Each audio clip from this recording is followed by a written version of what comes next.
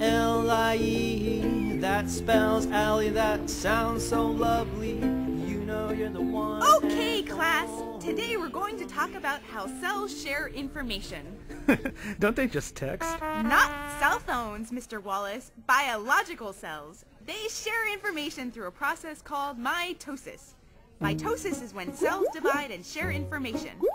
A population of cells can double in less than an hour.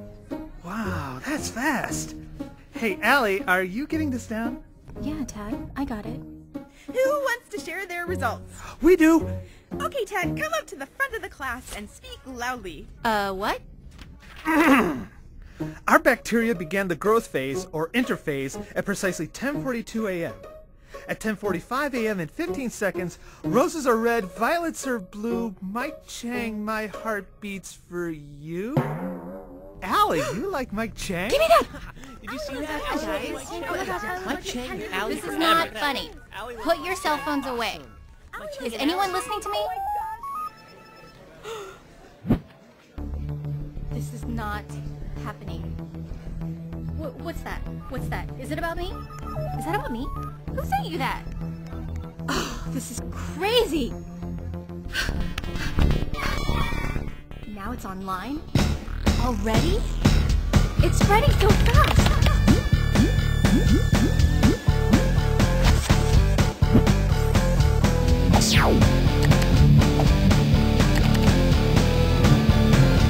This can't get to my chain. Whoa, slow down. What's going on? Kian, I gotta find my chain. He's in the cafeteria. Do you know where he is? He's in the cafeteria. What's going on? Allie. Hey guys, did you get this? Where's Mike? Where's Mike? There he is. Don't open that!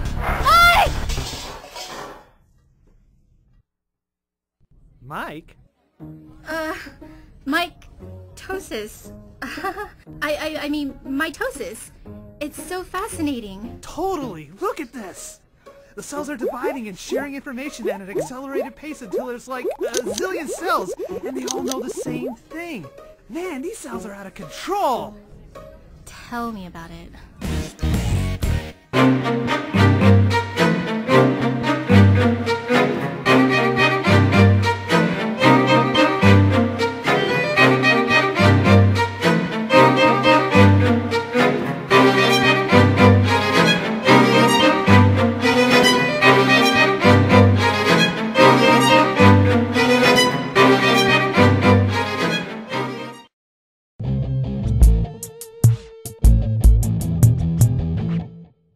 Why do you have a profile?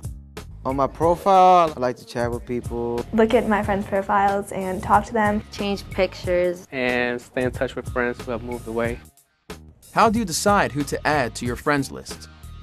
Before I add someone to my friends list, I make sure that I know them. Because I only add people I know in person. Because if I don't know them, if I don't see their picture and I don't know them, I just don't add them. There could have been some sketchy creep on there. Being on the internet, you're not guaranteed to know who the person is behind the name. Does it help to set your profile to private? Setting my profile to private protects me in a way. It kind of lessens the impact of harassment. But my page is private. I don't want people that I don't know or somebody unwanted in my profile. You think your page is private, but then just forget about your friends list. Most people may think keeps it from predators, but even if someone that you don't know is on your friends list, they can see it.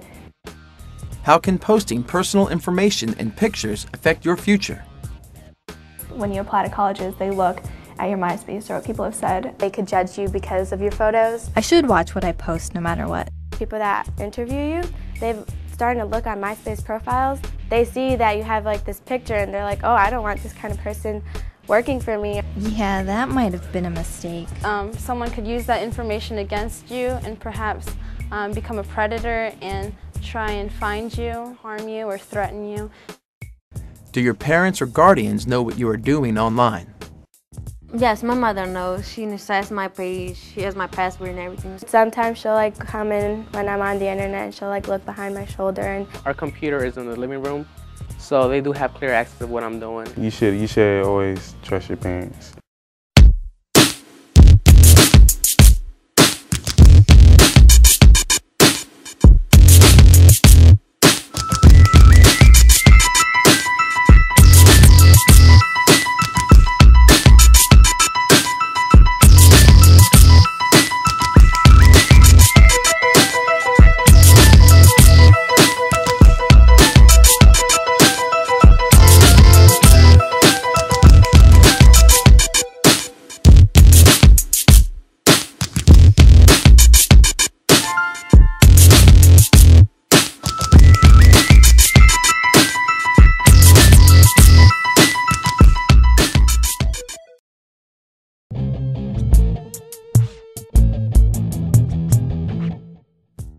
What is cyberbullying? Threats that you can receive through the internet, either by email, comments. Look! I just got like 5 of these last night on IM and 3 more today on myself. Cyberbullying is when anybody tries to contact you in a mean way.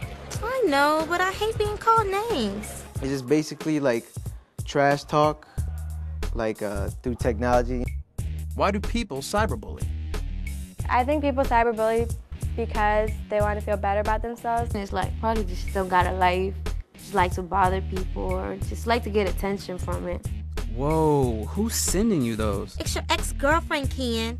She thinks you and I are going out. They don't have the courage to stand to your face and say it, so they have to hide behind some type of screen. Have you ever been cyberbullied? Yeah, I was cyberbullied before. On her MySpace page, her boyfriend sent me a message saying that if you don't stop giving my girl's number, I'll kill you and all this stuff. I do have one friend that she received a really mean text message on her phone. Listen, she should not be saying those things to you. People wrote rude things on my wall. I had to unfriend a lot of those people. What would you do if you were cyberbullied?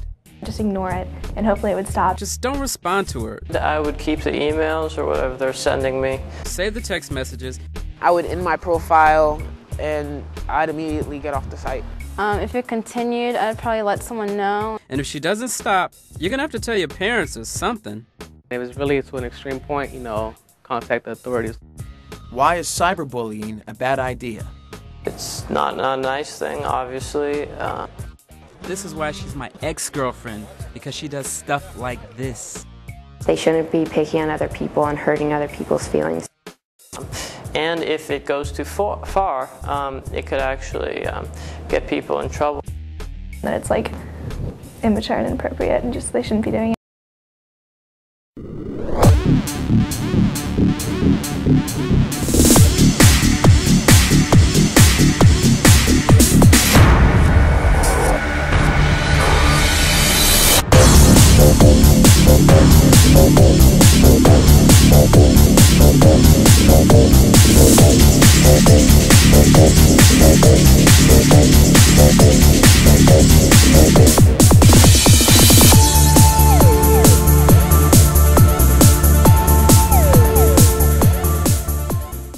The first time I probably heard the term cyberbullying, I was in probably the end of 6th grade.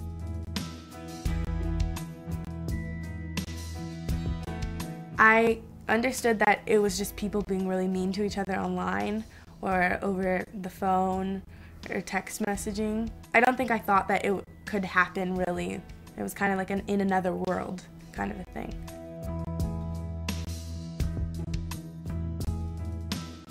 I had a best friend and we got into this really big fight, and then she was saying really mean things to me on Facebook and over text messages and on the phone. The main thing that I remember that she said was that I was a horrible person and that she didn't understand why anyone else would ever want to be my friend. That really hurt me and cut me really deep. And I will never forget that. She would write something public on somebody's Facebook and it was just something really mean, like, oh, I hate her. Everyone knew that we were best friends, but then we were in a fight. So everyone knew it was about me and it was really embarrassing. There was nothing that I could do. And I didn't want to write something like that about her because I knew it wasn't right.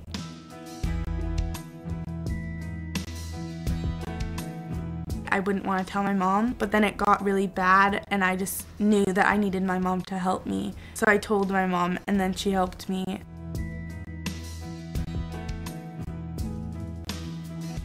I think dealing with the cyberbullying situation is really hard to just deal with it by yourself. Talk to your parents and your close friends and try and get them to help you, because the longer that you don't stand up for yourself, the longer the cyberbullying will go on.